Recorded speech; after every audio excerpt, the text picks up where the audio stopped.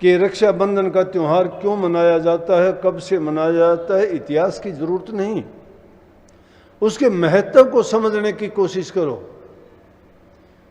यूं तो हमारे देश में अनेक त्यौहार हैं और हर त्यौहार के पीछे कोई ना कोई घटना, कोई ना कोई बात ऐसी छिपी होती है कि जिसको हम एक परंपरा और रीति रिवाज मान के निभाते आए हैं और आगे तक उसको निभाते रहने का प्रयास भी करते हैं।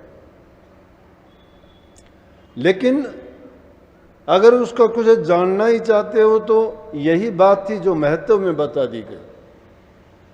इतिहास इसका कहता है कि दानव और मानव का हमेशा से झगड़ा रहा, देवताओं का और मनुष्यों का, या देवताओं का और असुरों का। असुर हमेशा देवताओं को परेशान करते थे और एक बार तो ऐसा टाइम आया कि राक्षसों ने देवताओं पर विजय पा ली, जिसके कारण उनको बड़ा कष्ट और दुख हुआ। अब उनके पास छिपने के लिए कोई जगह नहीं थी, जाएं तो जाएं कहाँ, क्या करें। राक्षस बुद्धि के, राक्षस किसको कहते हैं? जिसके विचार गंदे हों, जिसके ख्यालात अच्छे नहीं हों, जो कोई दीन धर्म कर्म को ना जानता हो, जिसके दिल में कोई किसी प्रकार की किसी के प्रति अच्छी भावना प्रेम प्रीत ना हो, वो सब राक्षस ही हैं। पहले कभी सोचते थे, बच्चे थे जब, तस्वीरों में दिखाते थे कि किसी का बैल जैसा मुंह बना देते थे, किसी के सिर पे सींग लगा देते थे, किसी के बड़े बड़े नख दिखाते थे, तो किसी के बड़े बड़े दांत दिखा के खून निकलता हुआ दिखाते थे। वो राक्षसों का ऐसा रूप दिखाते थे तो हम डरते थे और सोचा करते कि शायद राक्षस ऐसे होते होंगे। लेकिन ये समझ अब पड़ी कि राक्षस का कोई रूप अलग से नहीं होता, ये तो उनके प्रतीकात्मक रूप दिखाते थे कि वो ऐसे कर्म करने वाले, वो राक्षसों की भांति पशुओं की तरह से, जानवरों की तरह से नखों से पाड़ लेते हैं, दांतों से वो काट लेते हैं, सींगों से वो मारते हैं। तो इस प्रकार के काम कौन से करते हैं? ये हर प्रकार के वचन ऐसे होते हैं। वो वचन उन पशुओं की भांति जो हिंसक पशु काम करते थे, उन हिंसक पशुओं के उनके रूप में मान लिए गए कि वो राक्षस ऐसे काम करते हैं। अब देवताओं को भी ऐसी परेशानी हुई जब उन्होंने देखा कि राक्षसों ने विजय प्राप्त कर लिया, अब हम जाएं तो जाएं कहाँ, कोई स्थान छिपने का नहीं था। इंद्र तक भागते फिरे, कहाँ जाएं, कि नहीं तो ये राक्षस परेशान करेंगे, मारेंगे। हर युग में इन्होंने ऐसा किया है, क्योंकि जाति दो ही हैं, एक दानव है तो दूसरे मानव हैं। उनके शरीर रंग रूप एक जैसे हैं, फर्क उनके कर्मों में है। देवता अच्छे कर्म करते हैं, नेक कर्म करते हैं, पुण्य कर्म करते हैं, दूसरों को कष्ट दुख नहीं देते, खुद कष्ट सह के भी दूसरों को सुख पहुंचाने का प्रयास करते हैं, उनको देवता कहते हैं। उनको परेशानी भी होती है तो उस परेशानी को झेल के भी वो कुछ नहीं कहते, बल्कि दूसरों को फिर भी प्रयास करते हैं कि उनको कष्ट ना हो, चाहे मुझे दुख हो गया कोई बात नहीं।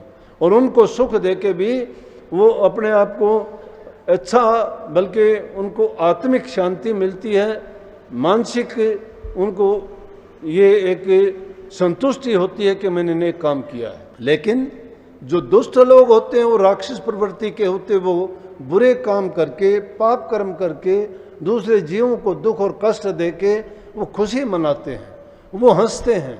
उनकी नीयत यही रहती है कि हम किसी न किसी प्रकार का कष्ट दें, किसी नेक काम में बाधा डालें, क्योंकि बुराई का काम तो होता है कि दूसरों को दुख देना, और वो उनको दुख देके उसमें खुशी महसूस करते हैं। आपने नहीं देखा, रामलीला देखी होंगी, रावण का रोल करने वाला रावण बुरे कर्म करके और जबान से भी बुरा बोल के, और फिर उसकी हंसी के ठहाके देखो किस प्रकार से हंसता है।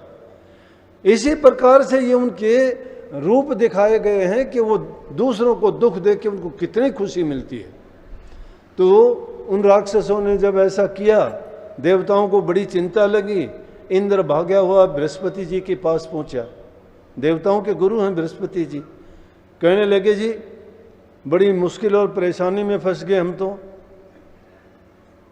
कि अब राक्षसों का राज हो गया, उन्होंने तो हम सबको हरा दिया है। बुराई परेशान ही नहीं करती, अच्छाई को हराती भी है।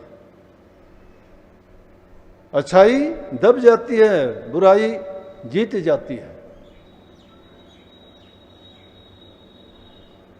बृहस्पति जी ने उनको बुला के कहा, उनकी पत्नी को, इंद्र की पत्नी को एक पोटली बना के दी, एक मंत्र बताया, मंत्र जपने का तरीका बताया, और वो पोटली दे के उनको कहा कि इंद्र की दाईं बाजू पे बांध देना और इस मंत्र को याद करना।